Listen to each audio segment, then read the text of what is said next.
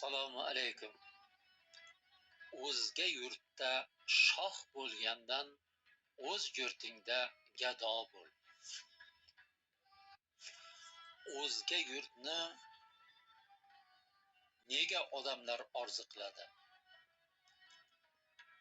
Buning ham sababi bor. Inson to'g'ri fikrlay olmas ekan, u to'rt tomonga qarab yo'rg'alaydi. To'g'ri fikrlash uchun esa ozgina bilim kerak. Odamlarimiz Amerikaga borib ishlayapti, odamlarimiz Rossiyaga borib ishlayapti deb juda ko'p odamlar e'tiroz bildirishib, fikr bildiradilar. Ammo lekin buning sababi nimada? Buning sababi o'sha ilmsizlikda. Vaziyatni yaxshi tushuna bilmaslikda. Keling ochiq gaplashamiz. Hozir bizning jamiyatimiz ilmlik va diplomlik odamlardan iborat bo'lib qoldi. Hammamizga ma'lumki, sobiq ittifoq hukumati davrida har bitta institutning o'z narxi bo'lar edi. Bilim shart emas. Pul bo'lsa bo'ldi. U albatta talaba bo'lar edi. To'g'rimi? Bu holat o'sha Islom Karimov davrida ham juda avj oldi. Bilimsiz odamlar pul bilan institutni bitirib, hammasi diplom olishga shoshilar edi. Pul bilan institutni bitirib, qo'liga diplomni olgach, endi yaxshiroq, pullikroq ish qidirishar edi. Bular hammasi sir emas-ku. Shu tariqa bizning jamiyatimiz diplomlik odamlarga boy edi. Ammo ilm yo'q. Diplom bor-u, ilm yo'q. Men bir narsani juda ko'p marta shohidi bo'ldim. Bilmas ekansiz desa, o'qimagan ekansiz desa, albatta bular universitetni yo institutni nazarda tutishadi.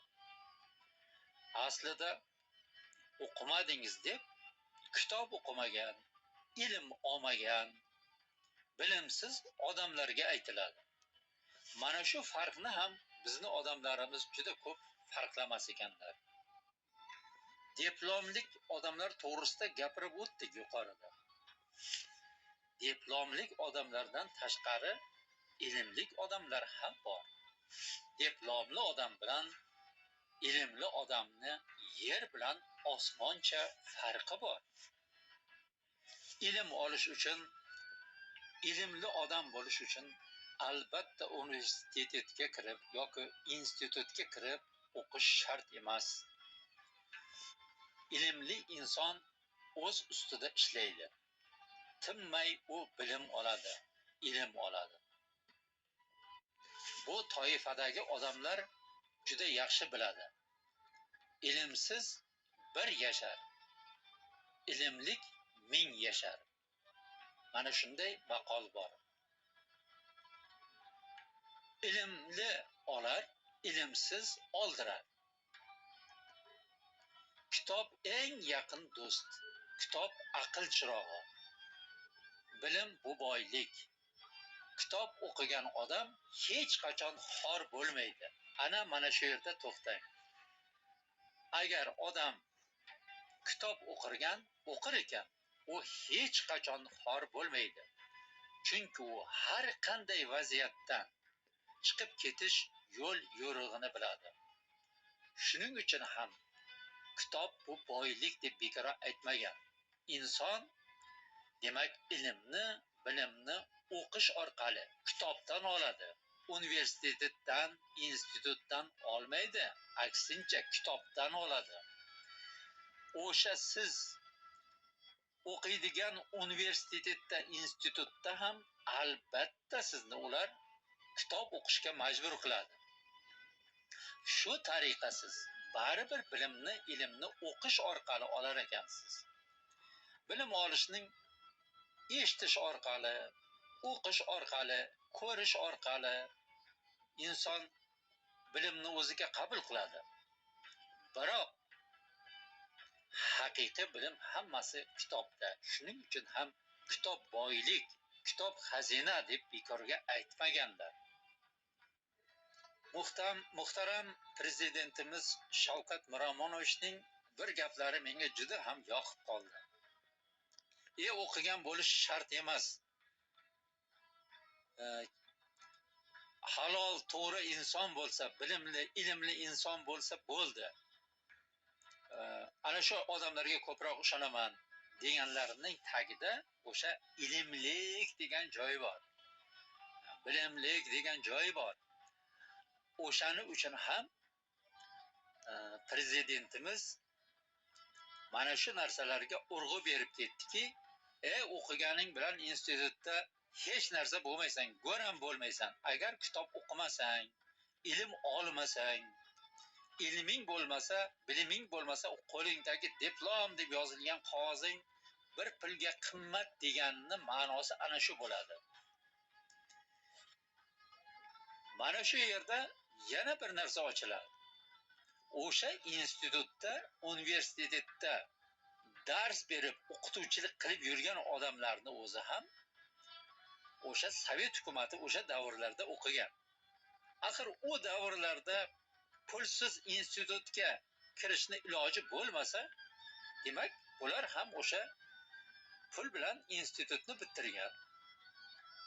Mana shu natijasida endi bular o'zlarida yo'q narsani qanday qilib talabalarga bera olishi mumkin? Mana natijada mana shunday diplomli odamlar paydo bo'ldi va ilmli odamlar. Jamiyatimiz ana shunday ikki toifa odamlardan iborat bo'lib qoldi. Ilmli odamlarga ishonish kerak. Chunki ilmli odamlar kelajakni ko'ra biladigan. Ilmli odamlar hisob-kitob bilan yashaydigan. Ilmli odamlar har bir gapiga javob bera oladigan odamlar. Diplomli odamlarning dunyo qarashi esa mutlaqo boshqacha. Ularning dunyo qarashi, mana qo'limda diplomim bor. Sizlar ham ko'p uchratgansizlar. Diplomim bor deydi. Lekin qo'sha diplomlar bu ilmni joyini bosa olmaydi. Shuning uchun ham agar siz chinakam baxtni istasangiz, agar siz haqiqatda hayotda o'z o'rningizni topaman desangiz, albatta diplom olishga emas, ilm olishga intiling. Ilmni siz mana shu qo'lingizdagi telefondan ham bemalol olishingiz mumkin. Hamma kim nimani qiziqsa, telefonda internetga kirib o'shani qidiradi. Mana shu yerda kerakli narsalar bor, keraksiz narsalar bor. Keraksiz ilm johillikka, razillikka, fohishabozlikka o'rgatsa, kerakli ilm dunyoni o'rgatadi. Go'zallikni, ma'naviy boylikni o'rgatadi.